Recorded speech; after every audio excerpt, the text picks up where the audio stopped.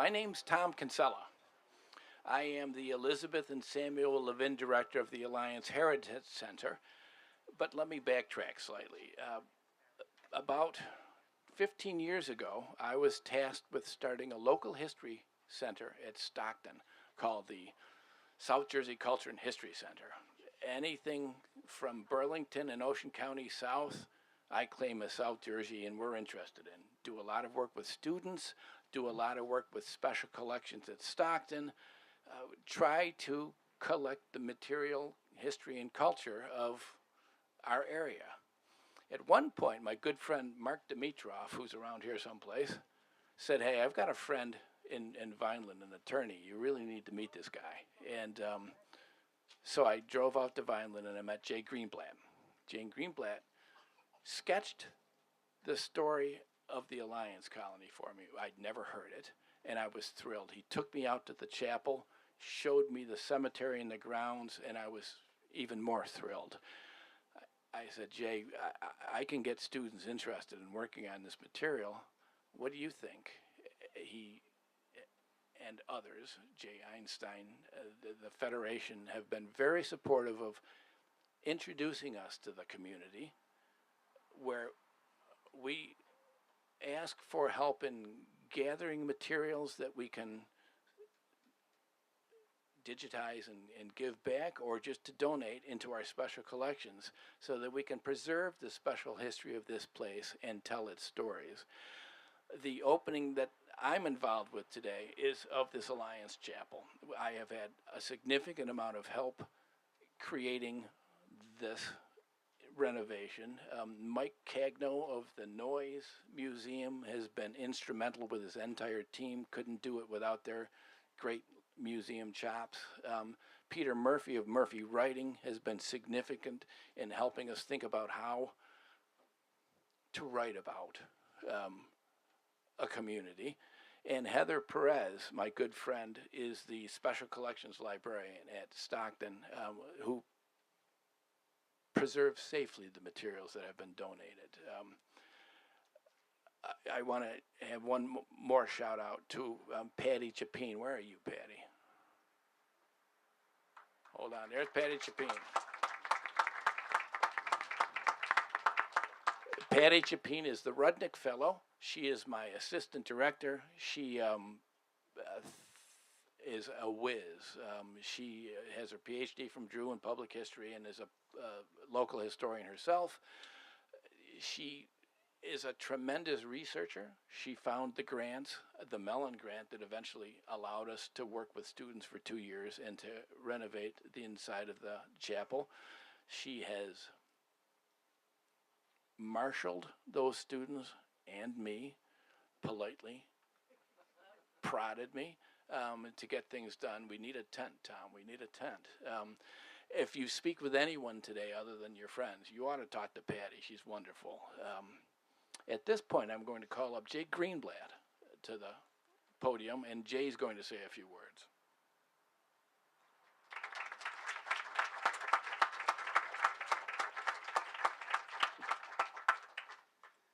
Okay, it was 45 years ago that I moved back to Pittsgrove Township, and I searched for my roots. A book by that name had been written shortly prior to then. And I found my roots here, where my father had been born. And I realized that it was going to be it was going to be 100 years since the founding. So we put together a jubilee, a yovel, and that all took place here. And we had a couple thousand people really interested in coming out to see it from all over. We had 600 people who were descendants of families from Alliance, come from all over the world. And it was a wonderful thing, and the flame burned brightly, and then after it was all over, and we had created this display in the chapel here, the flame dwindled. And I did the best I could over the many years since then to keep the flame alive. And I thought it was going out completely. And then a few things occurred. We had a thing called internet. We had a thing called Facebook. I went to the Historical Society in Vineland for a function there, and Pat Martinelli, who's sitting back there now, introduced me to a man named Mark Dimitrov, who's here today. And Mark said, I want you to meet this guy named Tom Kinsella. I met Tom Kinsella, and things started moving. And lo and behold, we wound up, along with the help of Jay Einstein, as Tom told you, and the help of a lady named Liz Posen, creating the Alliance Heritage Center at Stockton University, and it has just been wonderful. Locally, other people have taken up that same flame over the last, I don't know, 10, 15 years.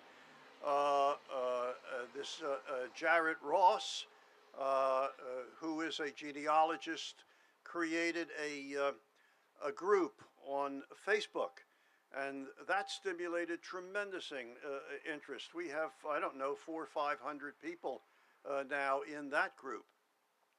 Finding their roots, something about this tribal feeling toward Alliance Colony. It's a slice of Americana. It's a slice of American history. Then we have Howard Jaffe, who is here locally in this area. Malia Levin and her husband William Levin found their roots and came back to this area. They are doing their part in carrying on, and this flame is starting to really, really burn brightly. And it makes me so happy, and I just feel like it's all been worth it for 45 years. So thank you so much for everything. Thank you for coming.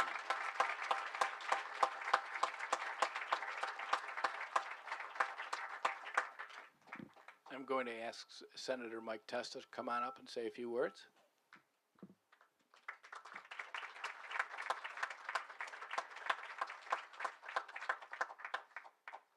Wow, what an honor. I have to say, following Jay Greenblatt speaking is not an easy task. Jay Greenblatt called me a couple weeks ago to see if I was interested in coming here. And when Jay Greenblatt gives you a phone call, it's sort of like E.F. Hutton, you listen. And for those that don't know me, and you might be confused by my surname and why I'm up here, my roots are also here. My mom and her family, the Flumans and the Flumenbaums, that was always confusing to me. Mom still is, by the way. Many are buried here in this cemetery, and they're Holocaust survivors. And it was taught to me at such a young age to honor your heritage. And it's just so wonderful to see all of the folks who were gathered here today. I see some of my teachers from Rossi School who happen to have a life-lasting impact on me. People like Jay Greenblatt who have dedicated themselves to the community and to the practice of law.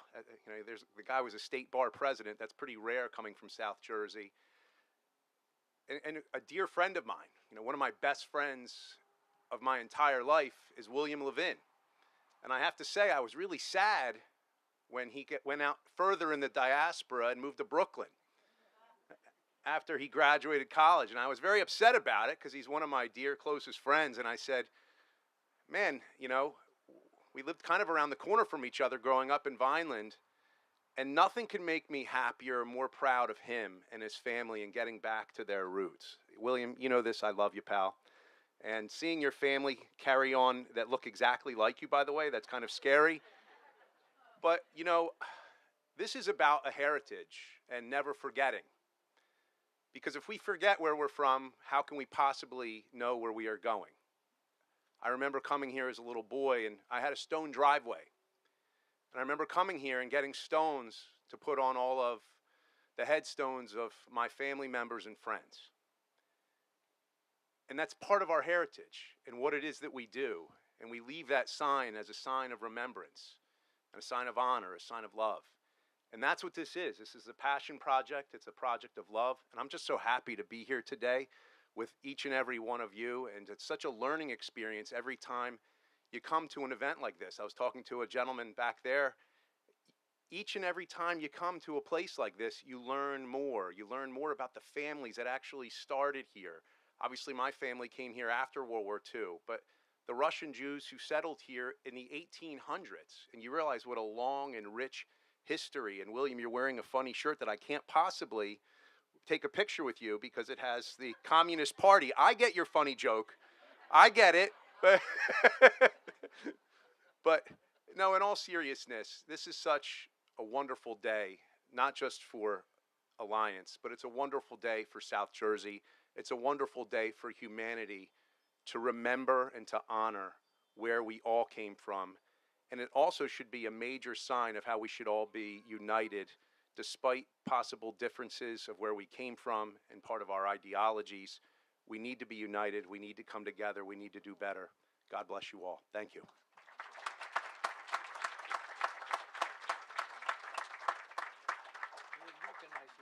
Thank you, Senator. I'm going to next call up Mike Cagno, the Executive Director of the Noyes Museum of Art at Stockton University.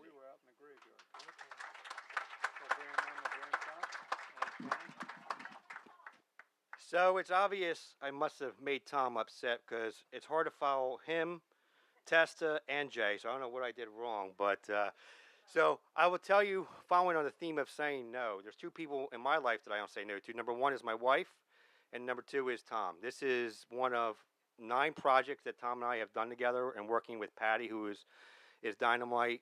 Stockton University is committed to extending and telling the stories out in the community, and this is a passion project. Senator Testa had it correct, and one that I thoroughly enjoyed being a part of. So, Tom, I want to thank you for that opportunity. And this illustrates partnership and collaboration with the community, with the university, cultural organizations, each and every one of you, of not only telling the story from the past, the story of today, but as I heard earlier this morning, of continuing it and handing it on to that next generation so that the story lives forever. So thank you for being a part of it. We help facilitate the curatorial aspects of the exhibition designs, from the lighting to the displays and the artifacts, and all the way down to the color of the wall. And it was so nice that I actually had to paint the wall this time. All I had to do was pick a color, so that was a nice change of pace. But it was great partnerships. And are we going to introduce Celeste, who is really the magic behind it all? So I want to introduce Celeste Casino. She started off as an intern at Stockton University, worked with Tom, worked with the museum, and all the panels that you see on there. She brought that to life, and she did a wonderful, beautiful job. She's done a couple projects with us, and I know that relationship will continue. So, Celeste, thank you.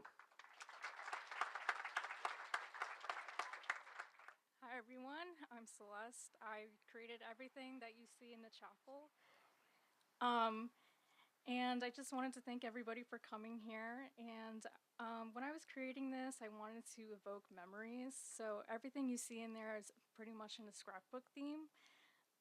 It was a pleasure to work with Tom and Patty on this, and it was really their encouragement that motivated me to make this project happen. I was just very honored to be part of the project and having it displayed. So thank you very much.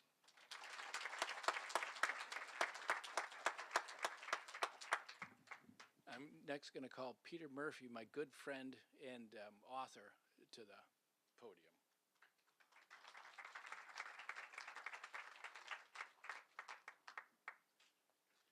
Thank you, Tom. Thank you, Patty, and for having me, and thank you all for coming. I'm going to tell you 2 stories. The first takes place around 1915 when a woman named Irene Hickey, who lived on the Lower West Side of Manhattan, married a fellow named Frankie Murphy. And a year or 2 later, Frankie Murphy went to war, and he was a blacksmith. Can you imagine a blacksmith in the Lower West Side of Manhattan? But that was a big business then. Frankie Murphy died, not from the war, but from the flu, a few days before the armistice. Frankie had a younger brother named Teddy, who, as the custom, stood up to marry the grieving widow. And Teddy and Irene had 3 children, one of whom was my father. That's history. If it weren't for World War I, my father would never have been born. I think about that a lot, but I'm even more affected by the second story.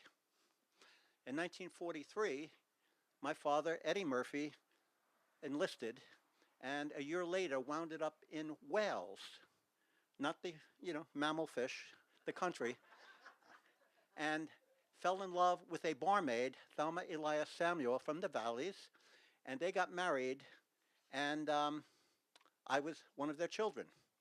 If it weren't for World War II, I wouldn't be here. So I hate war, but I'm very complicated by this. What I realized is that not only is my life affected by history, but so is yours. Everyone's lives are affected by history. And my job, as part of Murphy Writing of Stockton University, is to try to get you to write your stories. So I was asked by Patty to put together a packet of readings, which are in your folder, in your bag. If you didn't get that, then you want to see Patty or over here at the registration desk. And I have a little packet of readings. There's an interview I did with a friend whose name is Susan Crosley. I haven't seen Susan in 25 years, but I remembered her saying that her father was a chicken farmer and she grew up on a chicken farm. All right, so I managed to find Susan Crosley and we had a Zoom. She's now living in Costa Rica. And for an hour or so, she told me her story, and I edited it down to just a little piece that's in your packet for just a page and a half. Susan's parents, whose names, let me get you the names, Fred and Elsie Offer, are buried right over here in the cemetery. And the family had a very good friend whose name was, where's his friend name? William. Where'd William go? I wrote it down. Come on, William.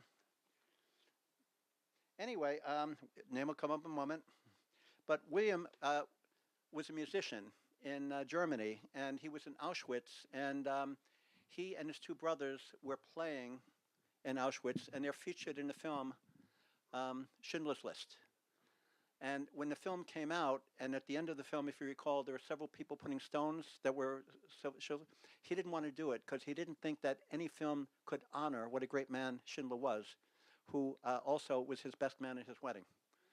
So anyway, I wish I wrote his name. I did write it here, but I just can't find it. But anyway, in your packet, you have a copy of this little anthology.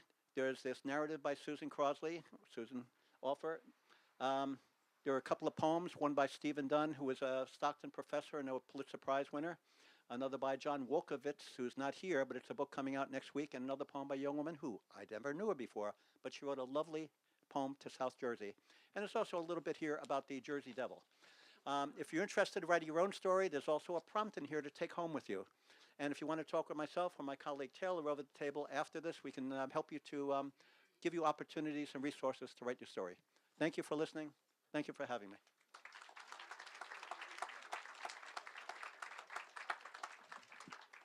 One more. Last but not least, I would call Heather Perez to the podium. Heather Perez is the Bjork Library Special Collections Librarian at Stockton. Good morning, everyone. It's a pleasure to be here with you all. It's so fun to actually see people that I've only read about. You know, in our special collections, we have, what, Tom, maybe a dozen, 15 boxes of material having to do with Alliance, about that. And, you know, big boxes of things. And I see your names. I see your forefathers' names. I see all of the histories that are there. And it's so fun to actually see the people that have come from that history. And it's a delight to be here with you today and to be able to honor your forefathers and certainly honor the history of Alliance. And also to be able to let you know that we care about it and that we are preserving it, that we are going to make sure that your history is there for many years to come and stored safely in our special collections at Stockton so that your great-grandchildren or your great-great-grandchildren or children 200 years from now can also read the history of Alliance. So thank you so much.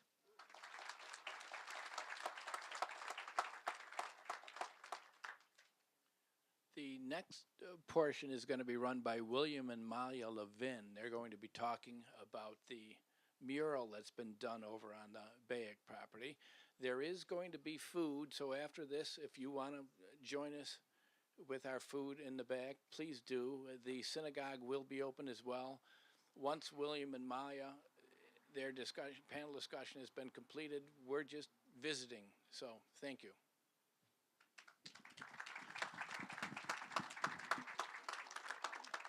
We're gonna be right at that table.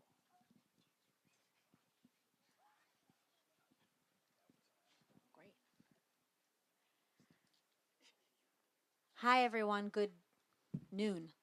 So great to be here. I'm Molly Levin. Really nice to meet all of you. Really honored to be here and see everyone. The next portion of our program, this is my husband, William. He and I co-founded an organization called Acre Alliance Community Reboot, dedicated to living and preserving the history here at the first Jewish agricultural community in North America. And thanks to the Salem County Historic Grant and the New Jersey Cultural and Historic Trust, we commissioned a beautiful mural over on that building, 3 sides of that building, which was done by noted artist Jonathan Blum, who's here with us today. It's on 3 sides of the building, and it depicts the history of the agricultural community, the waves of settlement that came here, and this is our official unveiling of that mural, the goal of which is to be part of this historic site and center for people to learn and live the history in an artistic way. And so I'd like to call up Jonathan, as well as 3 other Alliance Colony descendants whose significance will become known. William, Rich Brotman, who's here, and Dan Pelberg. If everyone could come up here, and we'll...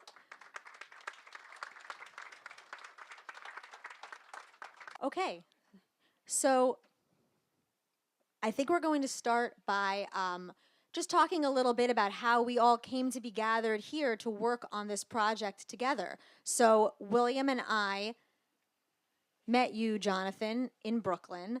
And maybe you can start by talking a little bit about how you came to be aware of this project and why it sort of fit with you and your history and your work. So, it's great to be. I didn't realize this was going to be such an. I mean, I should stand. I didn't realize that this was going to be such an event. This is like, you got senators, we got like people, like the whole community here. Like, so there'd be like 5 people here, and we'd be in a circle.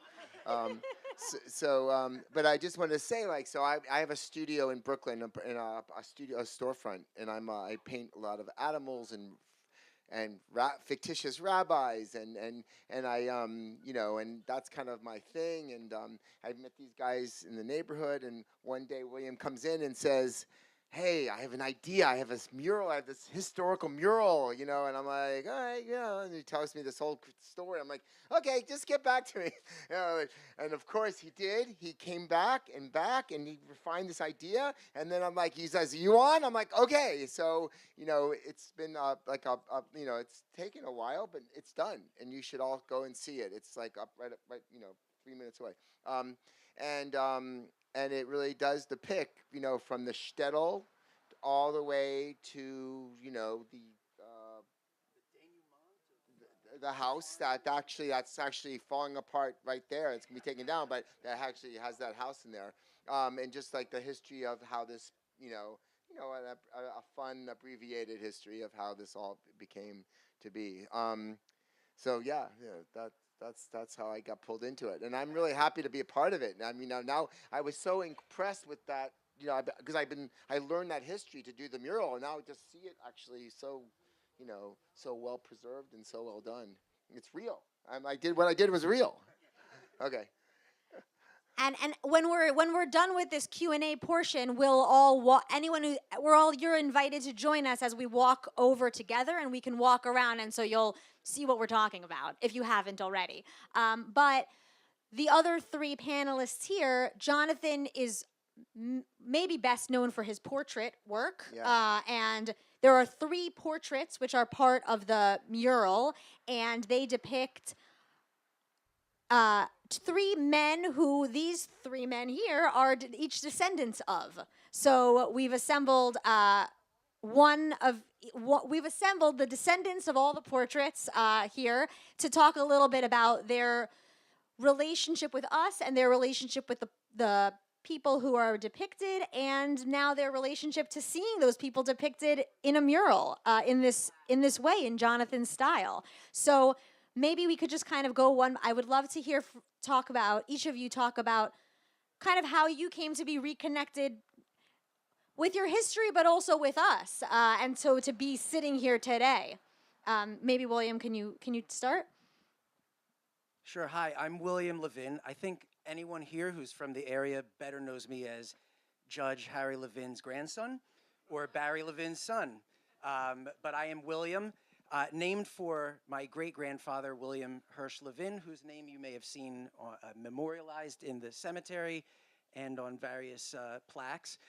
And I lived in the house directly behind you across the street when I was born in 1971. The house was my great-grandparents in 1900. And next to us is the famed Moses Bayek house. That was my great-great-grandfather. It's in disrepair, to say the least, but the house has become an icon and very sentimental for community members. It's part of my story. I'm from here and Vineland, New Jersey, where I grew up, and went to Brooklyn after college and really didn't come back here much other than to visit my parents. But now, in recent years, since I've been married to Malia 15 years ago, I think my pickup line is that I was from a Jewish farm in New Jersey. True. And It worked. and Malia said, like, I recommend trying it. Yeah, never heard that pickup line before, but it worked, and here we are. We have 4 children, thank God. And I have come back here now in recent years. It started off to kind of tie up loose ends with estate and property and technical things that I didn't really want to deal with. But in doing so, I came to learn more about my own personal history and my family and my descendancy, and realized it started coming together as I was doing unsavory work. So now, here we are, 15 years after that journey.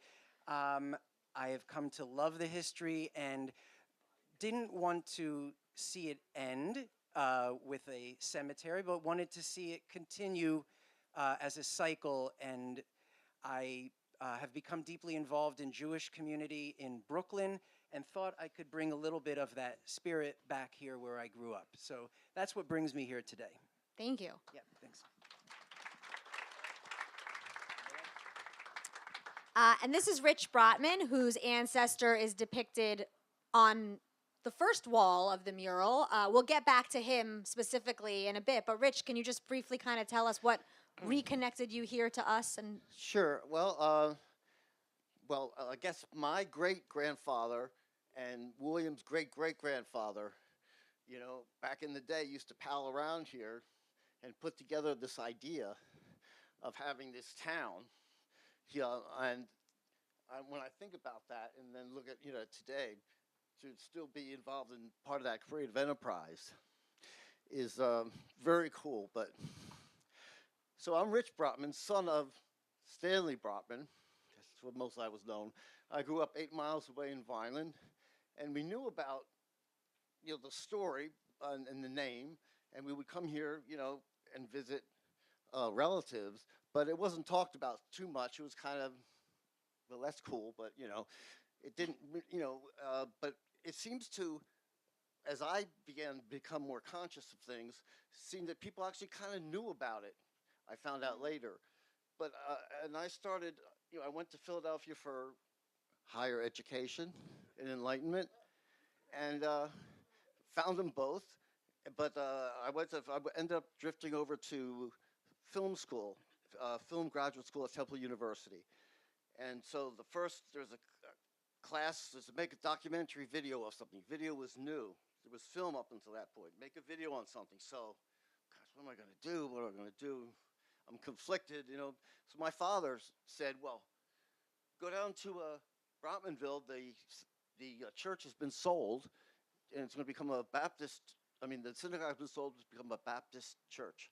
And go down there. Jay Greenblatt is there, and he's preparing all the items inside the cemetery to be moved to the Hever Kadisha here at Alliance Cemetery in the chapel.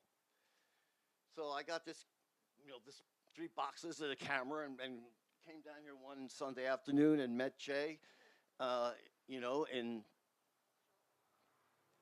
in the synagogue, and just as it was left, and that's my introduction to the story. And as I got more involved in the story, I met some of the old timers that were still here, the Heligs and the Savitsky's brothers, and visited their house, which was the original house.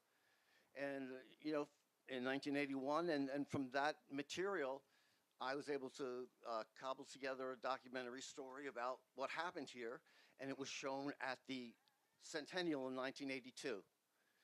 But then we also had a crew here, friends from college come by, and we were shooting people attending the Centennial and finding more stories that we didn't know about before and people we didn't know what they had done. And then, again, there was another event here when they were thinking about maybe having the story preserved as a Disneyland type of exhibit. But fortunately, the world economy collapsed, and all that fell apart. And we are here today, which is a much better idea.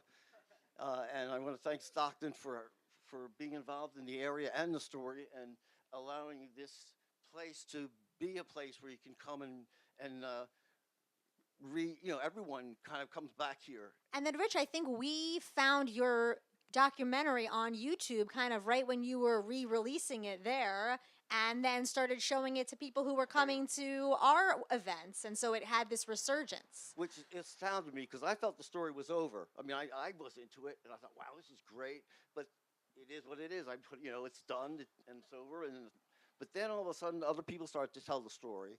And in a way, when I came back in 1984, when I shot here in 1982 at the Centennial, my friends were in the cemetery filming people randomly. I was not there. And they met a descendant who said, I looked at that documentary that was shown out there, and I detected a note of failure, that Mr. Brotman thought that he had failed somehow. But I think quite the opposite is true. I think instead of being some isolated group of refugees huddled here on the shore, it turned into all these people that went off into the world to become Americans and do things and then return. So that speaks better for success than anything he could have thought of. And that's the first time, really, in my life, that was 1982, that we got the thought, hey, maybe he didn't fail. Maybe it wasn't a failure at all. It actually succeeded in a way that no one expected. Mm-hmm. So having discovered that and being able to still work with that story and bring it to people to experience for themselves is, I'm just happy to invite everybody and glad to be here with you. That's how I got it. Thank you.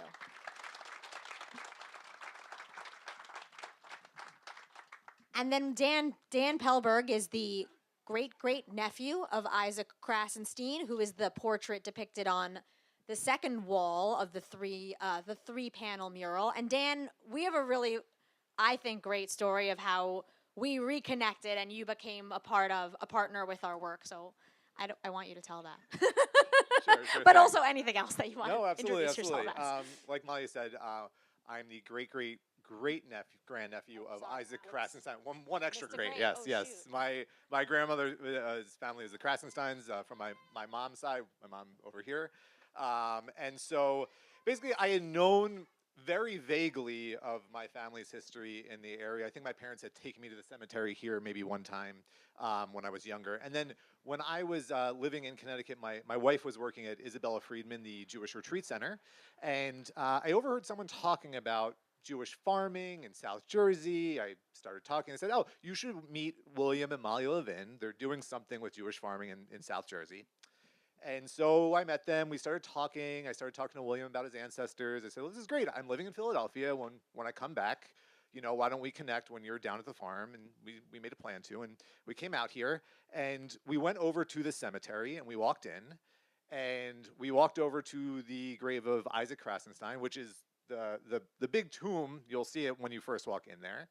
And I said, oh, this is, Isaac Krasenstein, my answer, all these things, and Williams walked to the gravesite right next to it and said, well, this is my great-great-grandfather, Moses Bayek. They're buried right next to each other.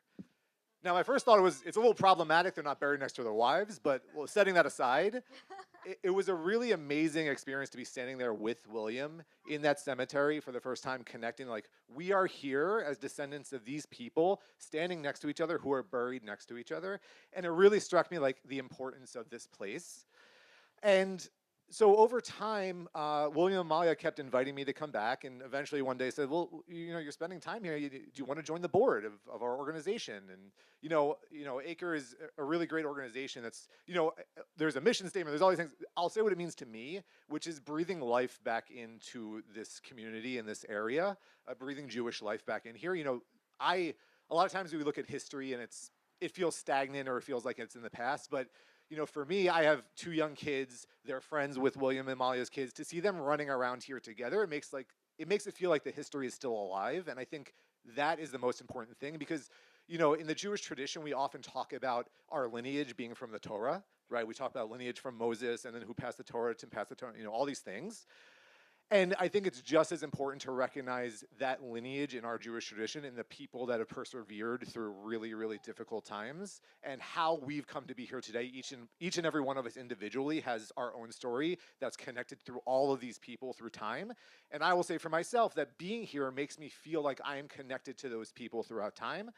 So it's really a privilege and an honor to be a part of this community in whatever way possible. And the last thing I'll say is that, my wife and I, we live in Philadelphia. We're a part of the Jewish community in Philadelphia.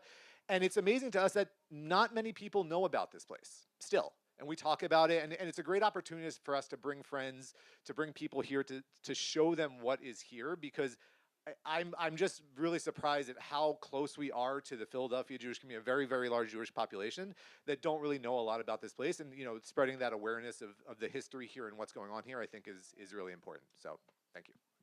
Thank you. Jonathan, I want to come back to you and your art and the process of the journey of making this. You talked about how it began and you were a little dubious that it was going to come to fruition, but then it did. I think, and we'll see this more when we walk around the mural, but a lot of the work is sort of in your signature style. It's, whimsical, you're playing with proportions, you have rabbinic figures. I guess I wanted to know, what was unique about working on this that you haven't experienced before? Like, what was new or different? I could say for myself, Jonathan was here twice for 2 extended stretches working on this mural. And there was one time when he was doing the first wall where I was here with the kids and I had to bring them back to Brooklyn because school was starting. And we have security cameras on the outside of the garage. So I would get these alerts that there was motion and I would keep clicking on it. And then I would just see Jonathan not moving, staring up at the wall. And I was like, overwhelmed. Is my app broken? Is it the computer? Is the camera frozen? But no, it was just him looking on motionless at the mural in progress. They talk about a blank canvas. Well, a blank wall is a whole other level. And then you're just trying to depict this story. And we worked it out. We had drawings and how it was going to look. It starts off with the shtetl and burning, and then the boat that brings them, the first immigrants to this place, to Castle Gardens. And Castle Gardens is before Ellis Island. And that is an interesting. That is a great story. And then they've come to the farm, and it shows the farm, and I have a farm, and then it becomes Moses Brodman, and then that's sort of like with the remember the American Gothic painting, famous. Well, this is kind of his great my great grandfather's uncle, and how. Right, and how, bringing them. It's his anyway. And then it goes into the chicken farm, which became the kosher chicken capital of the world. And then it goes around, and then it becomes grapes. It's a great story. And then and I got pulled into it. I loved being a part of this, and I'd say it was much more fulfilling than I even kind of imagined, actually, yeah. Thank you. So what was happening when you were staring? Just trying to figure out how to get it all on a wall? Like what Yeah, was no, that was me going, what the? Got it. More extensive than you anticipated. I see. I want to know, so I'd like to turn to each of you, and maybe you can talk a little bit about, well, each of you have an ancestor, like we said, who's depicted. First of all, like, can you give us, do you have any, like, insider family lore that you can share with us that maybe we wouldn't read in one of the, I don't know, a publicly available historic document that you want to share about this ancestor? And also, well, actually, maybe we can start with that, and then I'll circle back around. Okay, briefly, right? Yes. Are you ready for this? Let me think about it. Yeah, I'm ready. All right. Well, it's really probably to see the impact that this had on my father was the most influential thing. I mean, he was basically, just a guy from a small town, and then the war happened, and things happened to him, and he then saw the world from a different point of view, and came back to town after the war, him and his buddies, and they built this, the life that we all were born into, and we didn't, so to have him always have one foot firmly on the ground here, whenever he would have to give a talk at the Cumberland County Bar Association or the State Bar Association or ultimately the federal bench, when he had to say something about where, what mattered to him, what's important, he would always talk about this place and what happened in this place and what it means to have, to be, to have a place like this, either that you're physically at, or I took it to mean an experience that you understand. It's a very American process. And he basically, it was one of the main foundations of his life, was what happened here. But it wasn't forced on anybody because we weren't really sure it was a good idea, but family-wise. But it was always there, and now, it's been validating itself over time as an important thing to keep in mind. Thank you. Thanks, Rich. Something about Moses Bayek that maybe everyone wouldn't know? Yeah, I was perusing primary sources and learned Moses Bayek, I think, had his first kid when he was 14 years old. It's something I cannot relate to, but he did have a lot of kids, which is something I can sort of relate to. I'm halfway there to matching my great-grandfather. I learned that Moses Bayek used to kind of in irreverence, used to smoke a cigar on Shabbat, which is generally strictly forbidden, but it's something maybe I can relate to. And I also, I inherited through a cigar box that my great-great-grandfather, Moses Bayek, left behind, and my grandfather, the Judge I. Harry Levin, kept in his library until he died, and then I inherited this cigar box. And so the cigar box is an old Philadelphia cigar box, which some people may not know.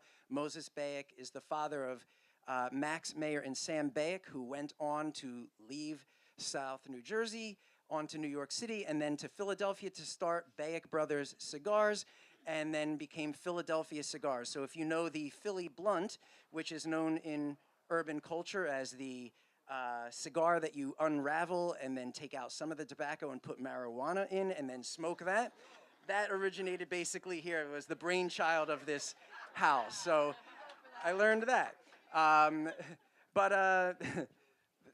Maybe that's a good one. Good. Hard to top that, so yeah. Yeah, I'll pass it on to Dan.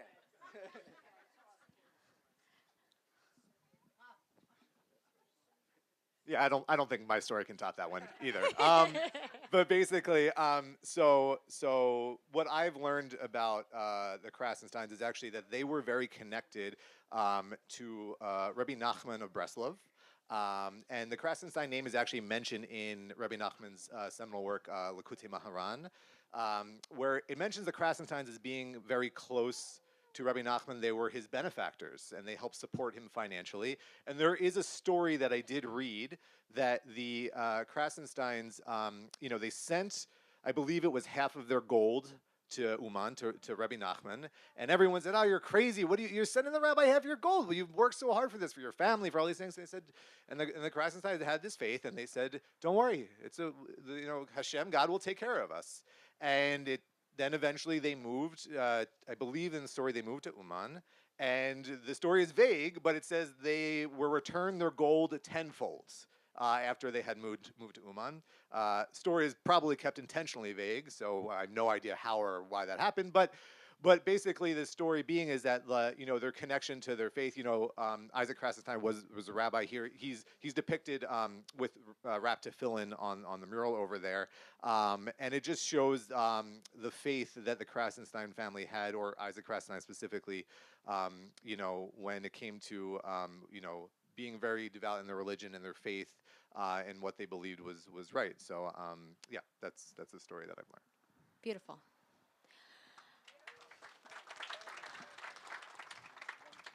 Yeah, we'll do one more round, I think.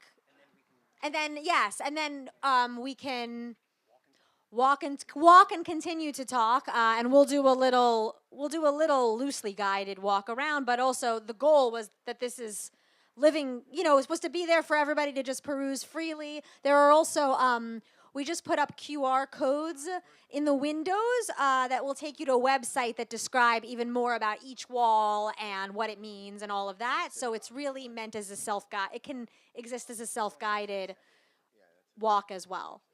Jonathan, I don't know if you have specific closing words in mind, but I would also like to know if there's a specific part of the mural that you feel is particularly representative of your work, or if it's something that is a departure that you felt like was a risk or something new that you did. I don't know if there's anything that you kind of stands out to you in the whole. Yeah, no, I think in a way this is some of my best work actually. So it's nice to see so big, yes. And so we're definitely worth checking out. I like what happened. It's funny, today I was going to do the last little detail, which is this a little bit of a grape, because there is it was a grape vine. It was a vineyard. It was literally a vineyard, and I had that with Bayek. I actually had him holding up grapes, but I actually wanted to put a grapevine, the last little detail that was going. And then I was going to do a little fiddler on the roof just as a poetic, I like that idea, like. What is it? Shaky, but you still got a fiddle, or anyway. But that actually, all our paint that we had dried up over the winter, so actually we have to go get paint. So it's a whole other thing. But anyway. I would just say it's really good. I've been sending pictures of these murals to everyone I know, and posted it a lot, and and I've gotten more mural commissions from this. Oh, that's great. Cool. Yeah. Thank you, Molly. My closing remark is what I ended with. I ended on a funny note about the cigars, but what I meant to say, the contents of that cigar box were letters, mostly from Moses Bayek's sons and daughters to him as he traveled, studied, wrote these esoteric books of studies of Judaism, Kabbalistic thoughts. But one piece of paper that stood out to me specifically was, so Moses Bayek and I, by extension of descent, are descendants of a famous rabbi known as the Vilna Gaon, which means the genius of Vilnius in Lithuania. And he was known to be very smart and also a studier of mathematics and science, in addition to Torah and Talmud. And I found among these ephemera, these old pieces of paper, a piece of, it was a sheet where it looked like Moses Bayek, my great-great-grandfather, was calculating perfect powers of 2. So it would go 2, 4, 8, 16, 32, 64, 124. And my son picked this up a hobby on his own. He's not here. He's running around as he should be. He's 9 years old. But my son can calculate in his head 2 to the 22nd power and recite that, and he's still going. I looked at Moses Bayix. He actually made a mistake when he got up to 2 to the 7th power, and it was all messed up to then. All the way to the 50th power, every number is wrong. So it's just, it got me thinking, like, okay, so there's some genius in my family, but as the generations go down, we are getting watered down a little bit. But God willing, we're coming back to Torah. We're coming back to Jewish life. We're coming back to, my son is a testament to this, that we're returning to that level of connection with God, Judaism, in this area. And so thank you all. Thank you. Amen. Rich, do you have a closing thought? Maybe about the thought that hit me right now is, I was afforded this chance. I had, we're just getting stuff, any photos people had, any stories they had, just gathering it and making sure it was well archived. But then going back of it, it's the middle of the night, and I'm there going through this footage. It's still, it's quiet. I'm hearing, watching them tell these stories about what it was like, growing up here when Mrs. Bakerman painted her chickens, green across the street, and, just these kinds of stories. And then the meanings started to, stack up in different ways, figure out how to thematically orient them. So by involvement, and also involvement through editing, where time is stopped. And I just really felt that I knew these people, like I never knew anybody else. And I'm grateful to having been able to do that. And so when people see the film, they're real people, and they lived here, and that's how things were like, and we're better off as a result. So thank you to them, and thank you to us. yes. What's that? How can we see that film? How can we see that film? Oh, it's on Vimeo, and there are links all over. There's a piece of it showing in there. I think but it's on Vimeo. Just first chapter in the new book on Vimeo. Venmo's Venmo has good nothing to too, do with it. It's on Vimeo, but there's an hour-long version and a 10-minute version for those who don't have time. Yes, and those people are there. Before Okay. I say my last closing remark, one other piece of contextual context I think is very interesting. William mentioned that his ancestors were, he comes from the descendant of the Vilna Gaon, right? And I mentioned about how my ancestors were very close to Rabbi Nachman. If you know anything about those, Rabbi Nachman and Chassidus and the Vilna Gaon, and they would not have gotten along very well. Let's put it that way, at all. And it's just another interesting thing to see that they're very next to each other, that we are very close and connected as friends. And so it's just another nice thing. But yeah, I think, again, I'll go back to what I said about feeling like I'm living history in the present, which I think is really important, especially I think in today's world where we often feel very disconnected from one another. And I think as Jews, a lot of times I find that even friends who, I have friends who are very religious and connect to Judaism through the written word of the Torah. And I have friends who very strongly identify with being Jewish, but are not religious, really could care less about reading the Torah, but connect in some other sort of way. And to me, I think through our ancestors and through the people that came before us is another way to connect to our heritage, which I think is very important because people find access points to being Jewish in all sorts of ways. And so I think this is a really strong one for me personally. And I think that, when I meet other people and then they start to think, even through this, I've really been feeling very connected to my wife's family, who has a very similar story. They came from Russia and immigrated to North Dakota, right? And it's in North Dakota and had farmland, all these, not farmland, but, all these different kinds of things. So I think when people hear the story of what's happened here, they often think to themselves, well, where do my ancestors come from? And then maybe that sparks some sort of thing in their mind to go down that rabbit hole. So like this can also be a source of inspiration, not just for people who are from this area, but want to connect to their Jewish roots in some way or another and don't really know how. And so, yeah, it's really lovely being here, and thank you all for coming. I think we have time for if there are questions from the crowd. about the mural or anything any topics we've trodden upon here? And if not, that's fine too. Yeah. This is not about the mural. I haven't seen it yet, but the entrance to the cemetery. There used to be an arch over it that said the Alliance Cemetery, and I don't see it anymore. I think that I think there are two entrances. There's a newer one, and then Very inside good. there is one with an arch. I'm glad to Yes, know that. yes. Thank you. And I really enjoyed all the presentations. Thank you. Thank you.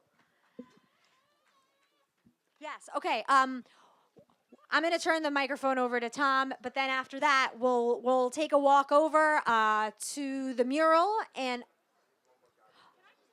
Oh.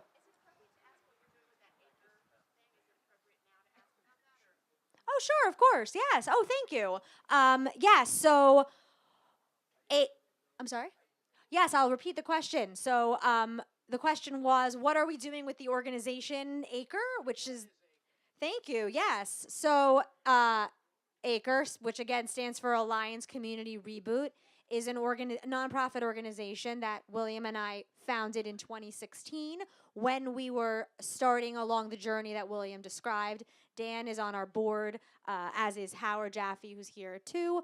And our goal really is to have projects like the mural. We've had some farming projects that people have gotten involved in. We've celebrated some holidays. And our goal is to use this land and this spot as a way to, like William said, connect to, and how Dan said so beautifully, to connect to history by continuing it, by celebrating holidays here, by bringing our children here, by living Jewish connected life here as these ancestors did.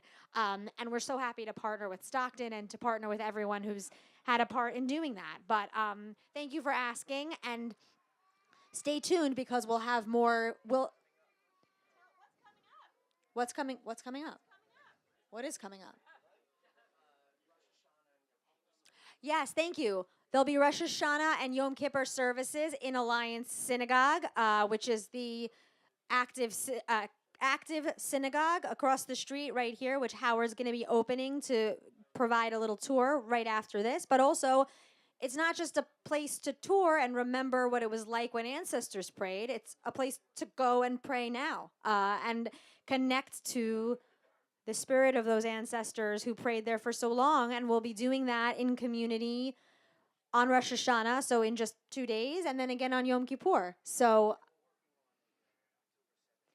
yes, and we're working on another event to commemorate the second anniversary of October 7th, which we'll be doing here, which I think is a very powerful place given the history of persecution and resilience that is, whose spirit is so strong here. So that's the kind of thing that we're committed to doing. Thank you so much for asking. Thank you. Great. Oh, yeah. Thank you. I just wanted to say I didn't expect this today. I came here because it's before Rosh Hashanah. I have my parents, my grandparents buried here. But I've for many years now, I was wondering about Moshe Bayuk. And this is like, I took a picture of the tombstone. It's really pretty incredible yichus that you have. It says on the tombstone, Yehuda Moshe ben Yaakov Bayuk, Baal HaMachaber or Torahs Moshe Usfarim Acherim. He authored a number of Sfarim. Neched Harav HaChassid Rebbe Yosef. 5 books. Get it? Moshe, he wrote 5 books, yeah. It doesn't say here 5. It just says Torah. The book. That's the insider info. Oh, very good. Neched Harav HaChassid Rebbe Yosef Baal Shem, grandson of the rabbi, the Chassid Rabbi Yosef Baal Shem Zatzal, Zichrono, Neched Harav HaGon Rebbe Moshe Pinchuk Zatzal, Chasno, who was the Chassan Shal Harav HaGon Rebbe Eliel Zatzal Mivilna. I was always wondering who this was, and now I get to see his great. It's amazing, and also that the story with Rabbi Nachman Breslov. So I'm very thankful to hearing these stories. It's really incredible. Thank you. Thank you. I don't know what's happening either. Okay. Okay, thank you. Thank you so much. Let's thank Acre again for the presentation. Thank you. Two things. One, there's food in the back. Please eat it. And at 4 o'clock today in the Landis Theater in Vineland, Susan Donnelly is going to be showing her wonderful hour-and-a-half long documentary on Alliance. If you haven't seen it, you'll want to. It's free. It's open to the public. Thanks for coming out today.